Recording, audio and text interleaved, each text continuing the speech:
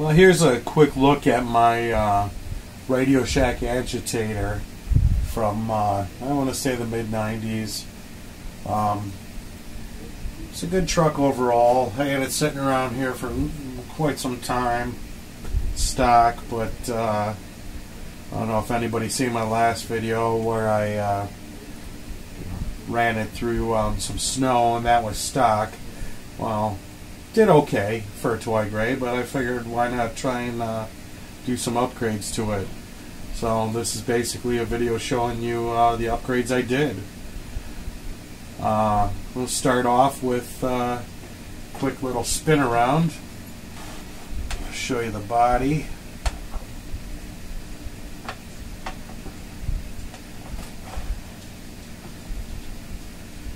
It's the front. It's Toyota. Pretty sharp looking truck.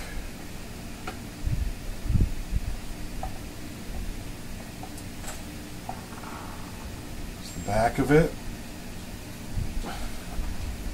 Spin this back around.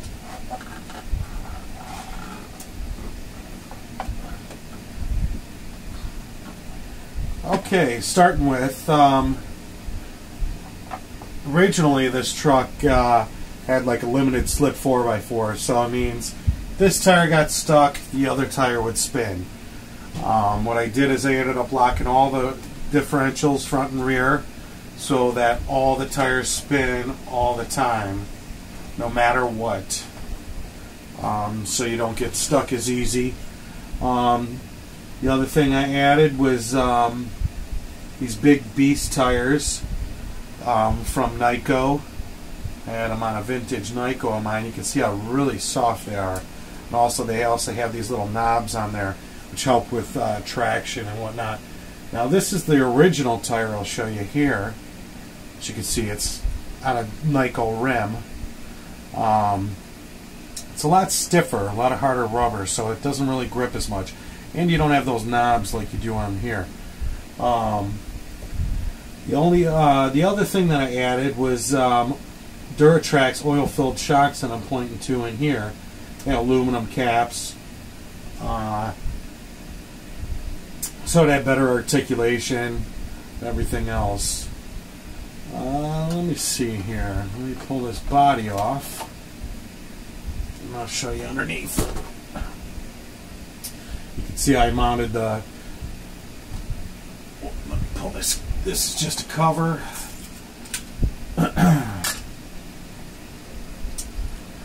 See how I mounted the oil-filled shocks on there. And, well, let's start here. Here's my steering servo.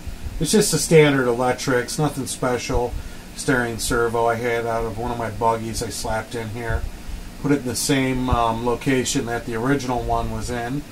Just had to do some Dremel work and some customization myself with the steering linkage and everything.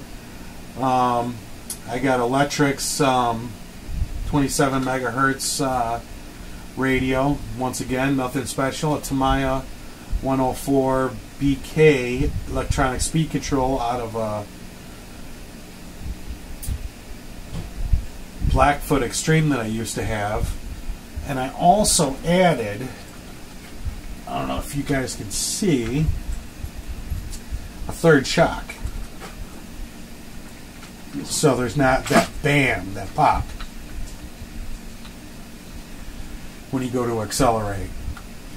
I also added a fourth shock, which is a mini shock here, which also allows it to spring into action but not let the rear end flop out. And then, as you can see, there's a center drive shaft that runs through. Before, if I didn't have that in there, this rear end would fall back and the drive shaft would pop out. The other thing I also added was a 540 HPI 27 turn motor out of a Wheelie King. That was a lot of work just to get the right gearing lined up, and I had to make my own spear gear and Dremel, so I had everything meshed up properly. But that took a little time. Of course, you still have the high and low gear. As you can see it works really smooth. That's really about it as upgrades. Oh well, you know, the only other thing I noticed that had to be a plus was they had these little fake little lights that came down. Cut those off, dremeled them down, and kind of sanded it smooth, which you can't even notice they're missing. But otherwise, you would get caught on everything. So I took those off. Okay, let me see here. Let's put this puppy back on here. The original, of course, didn't have digital proportional. It was either with the steering, it was all the way left, all the way right. And it was either full throttle on, full throttle, you know, in reverse. Now everything's digital proportional, so this thing should handle a lot better. I've only tested it inside. My next video will be bringing it outside and showing you guys what it's capable of. Okay, well, the next thing here I'll show you is the articulation of the suspension.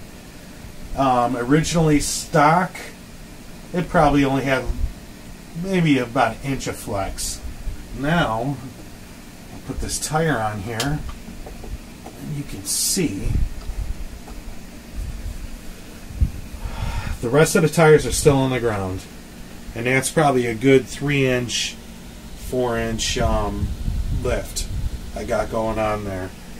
Let me put this in another location, kind of just show you once again. Let me check that out. The rest of the tires are still on the ground. Not bad for a toy grade. Pretty cool. Then you could,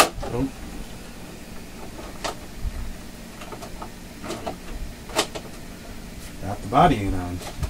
But with the oil-filled shocks, works a lot better. Of course, I don't have the body mounted on. So, but here's a quick look at it running. Just got a standard electrics RC radio, 27 megahertz, nothing special at all.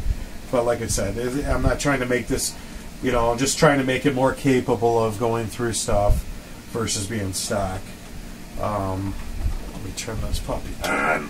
I'll show you the under view. That's what it looks like from the bottom. Used to run on a 2.7 volt battery and a 9 volt. Now it just runs on that. Put the switch in the same place as the stock. And I'll show you the steering. Too much stuff in the way.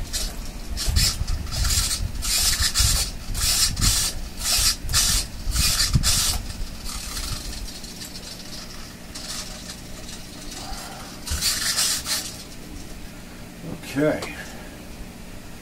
Now, you know what? Let me put it back in the stand.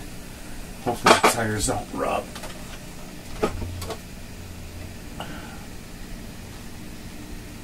Okay.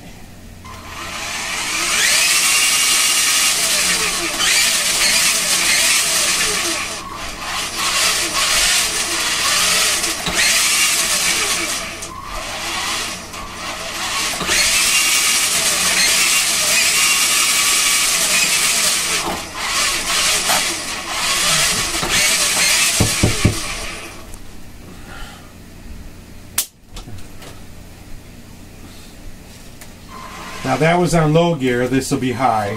As you can see, it had a lot of torque on low gear. Now that's high.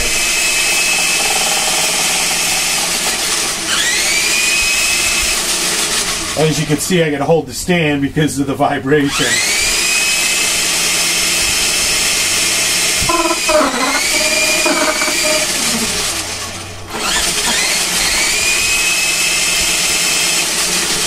But all around, pretty cool truck. Next time I'll show you guys this thing, what it could do outside. Hopefully it does well. Inside it did good. Alright, until next time. Later.